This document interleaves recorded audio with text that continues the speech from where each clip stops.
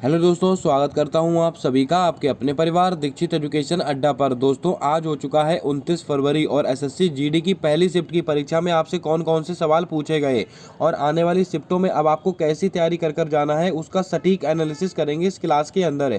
सारे सवाल ओरिजिनल प्रश्न हैं जो आपकी परीक्षा में आपसे पूछे गए हैं और जिन बच्चों का आने वाली शिफ्टों में एग्जाम है वो क्लास देख कर जाए, 100% बहुत बेनिफिट मिलने वाला है।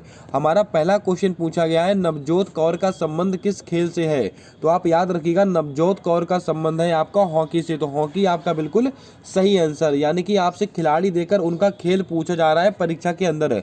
जो अभी हाल ही में बहुत ज़्यादा चर्चित खिलाड़ी हैं उनका नाम और उनसे संबंधित खेल पढ़कर जाएगा, 100% आपको बेनिफिट मिलने वाला है। अगला क्वेश्चन पूछा गया है, उड़ीसी शास्त्रीय नृत्य से संबंधित कौन कलाकार हैं? तो दोस्तों सोनल मानसिंह आपके ऑप्शन में दिया था, जो कि आपका बिल्कुल सही आंसर होगा। आपको दोस्तों याद होगा, सोनल मानसिंह का संबंध भरतनाट्यम से भी है। अगर कल को आपसे परीक्षा में पूछ ले सोनल मानसिंह का संबंध किससे है, अगर आपके ऑप्शन में उड़ीसी ना दे के रखा रहे तो भरतनाट्यम आप लगाएंगे, आपका आंसर बिल्कुल सही होगा। नर्तकी नटराज, इनका संबंध किससे है? जल्दी से इसका आंसर आपको कमेंट कर बताना है। चलिए बढ़ते हैं अगले क्वेश्चन की ओर। अगला क्वेश्चन हमसे पूछा गया है कि परिवहन किस क्षेत्र के अंतर्गत आता है? कल आपसे क्वेश्चन पूछा गया था कि एटीएम किस क्षेत्र के अंतर्गत आता है।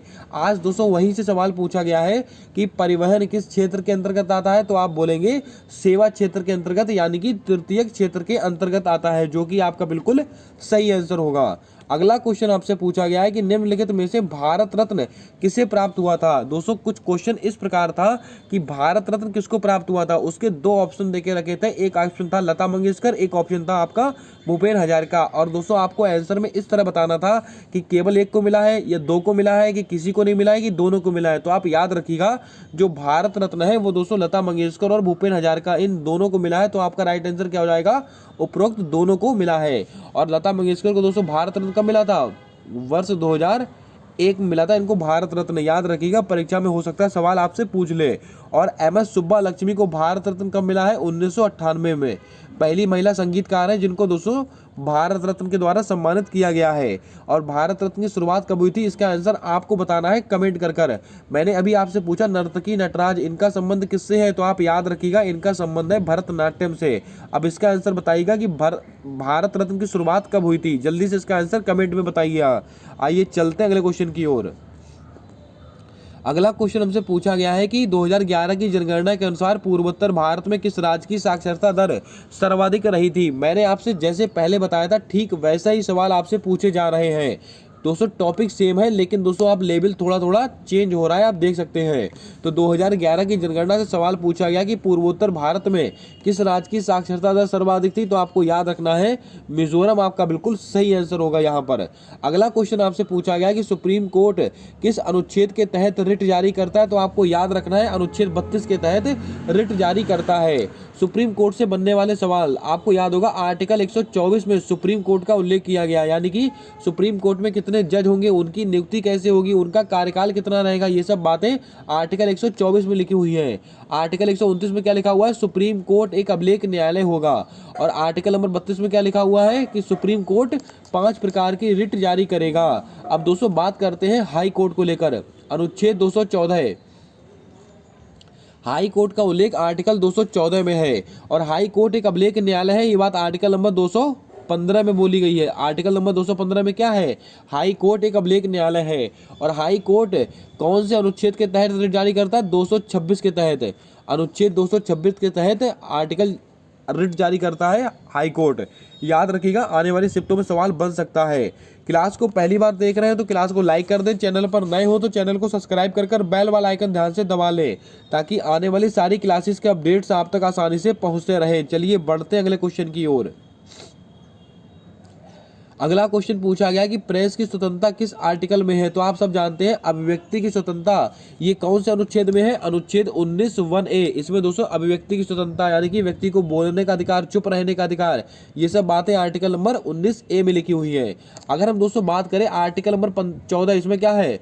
विधि के समक्ष समता का अधिकार। आर्टिकल नंबर 15 में क्या है? तो आपको याद होगा, किसी भी व्यक्ति से धर्म, जाति, लिंग के आधार पर भेदभाव नहीं किया जाएगा। आर्टिकल नंबर 16 में क्या है? अवसर के क्षेत्र में, रोजगार के क्षेत्र में अवसर की समानता।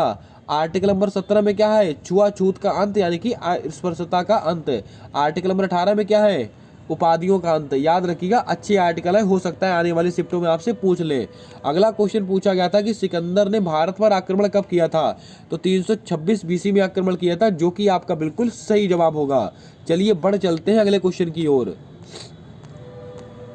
अगला क्वेश्चन आपसे पूछा गया है कि भारत के किस प्रधानमंत्री को लंदन के द्वारा लाइफ टाइम अचीवमेंट अवार्ड दिया गया है, तो आपको याद रखना है मनमोहन सिंह के द्वारा दिया गया है, जो कि आपका बिल्कुल सही आंसर होगा। कुछ क्वेश्चन आपसे ऐसे पूछे जा रहे हैं, अगर आपने दोस्तों पढ़ा होगा तभी आप उनका आंसर लगा सकते हैं। यानी कि अगर देखा जाए जीके जीएस दोस्तों आपसे 80% ऐसी पूछी जा रही है जो आप आसानी से बता सकते हैं, और 20% जीके जीएस ऐसी पूछी जा रही है अगर आपने बहुत डीप स्टडी की होगी, अगर आपके नॉलेज में रहा होगा सवाल, तभी आप उसका आंसर दे सकते हैं। ओवरऑल अगर देखा जाए तो पेपर बहुत अच्छा आ रहा है। 80 में से 70-72 क्वेश्चन अटेम्प्ट करने वाले हैं। आप ज़्यादा से ज़्यादा क्वेश्चन अटेम्प्ट कीजिएगा, क्योंकि दोस्तों इसके अंदर नेगेटिव मार्किंग 1/8 की है। यानी कि दोस्तों अगर आपके 8 सवाल गलत होते हैं तो आपका एक सही वाला गलत होगा। यानी कि दोस्तों आप रिस्क ले सकते हैं, आप ज़्यादा से ज़्यादा क्वेश्चन इसमें अटेम्प्ट कर सकते हैं। अगला क्वेश्चन पूछा गया था आपसे, फिक्की की स्थापना कब हुई थी, तो फिक्की की स्थापना हुई है वर्ष 1927 में। अब दोस्तों आपको बताना है सेबी की स्थापना हुई है 1988 में। कब हुई है, 1988 में हुई है सेबी की स्थापना। लेकिन सेबी का अधिनियम कब का है, 1992 का। याद रखिएगा, परीक्षा में कई बार अधिनियम पूछा भी गया है और आपकी स्थापना भी पूछी गई है। बढ़ते अगले क्वेश्चन की ओर। दोस्तों ओ सुअरी पर्व कहाँ पर मनाया जाता है, कुछ इस टाइप का सवाल आपसे पूछा गया था, तो आप याद रखिएगा ये पर्व निकोबार में मनाया जाता है, जो कि आपका बिल्कुल सही जवाब होगा। अब आपको याद होगा अंडमान से निकोबार को अलग करने वाला चैनल कौन सा है, 10 डिग्री चैनल। इसको भी आप थोड़ा याद रखिएगा, हो सकता है परीक्षा में पूछ ले। लक्षद्वीप की राजधानी कौन सी है, कवरत्ती। अगला क्वेश्चन, एयरफोर्स के वर्तमान उप प्रमुख के रूप में किसे नियुक्त किया गया है, कुछ इस टाइप का भी क्वेश्चन आया है आपकी परीक्षा में, ऐसा बच्चों के द्वारा बताया गया है। तो आशुतोष दीक्षित आपका बिल्कुल सही जवाब होगा। और ये सवाल एक बार और आपसे पूछा जा चुका है। ये दोस्तों 10 से 12 सवाल थे जो दोस्तों आज की पहली शिफ्ट से मुझे प्राप्त हो पाए हैं। बिल्कुल ओरिजिनल क्वेश्चन है जो आपकी परीक्षा में पूछे गए हैं। तो आप दोस्तों लेवल खुद देख सकते हैं किस लेवल के सवाल आपसे पूछे जा रहे हैं और किस लेवल की आपको तैयारी कर जाना है। मैं दोस्तों जैसे कि पहले से कहता चला आ रहा हूं, टॉपिक सेम रहेगा और दोस्तों थोड़ा डीप स्टडी करना शुरू कर दीजिएगा, तभी आप आंसर सही कर पाएंगे। अब दोस्तों सरल सवाल आपसे नहीं पूछे जा रहे हैं, अब दोस्तों टॉपिक सेम है, थोड़ा डीप सवाल आपसे पूछा जा रहा है। अगर क्लास पसंद आई है तो क्लास को लाइक कर देना, चैनल पर नए हो तो चैनल को सब्सक्राइब कर बेल वाला आइकन ध्यान से दबा लेना, ताकि आने वाली सारी क्लासेस के अपडेट्स आप तक आसानी से पहुंचते रहें। मिलते हैं आने वाली अगली क्लास में एक नए टॉपिक के साथ। तब तक के लिए जय हिंद, जय भारत। दोस्तों अपना सपोर्ट, अपना प्रेम हमारे इस यूट्यूब चैनल के साथ हमेशा यूं ही बनाकर रखिएगा।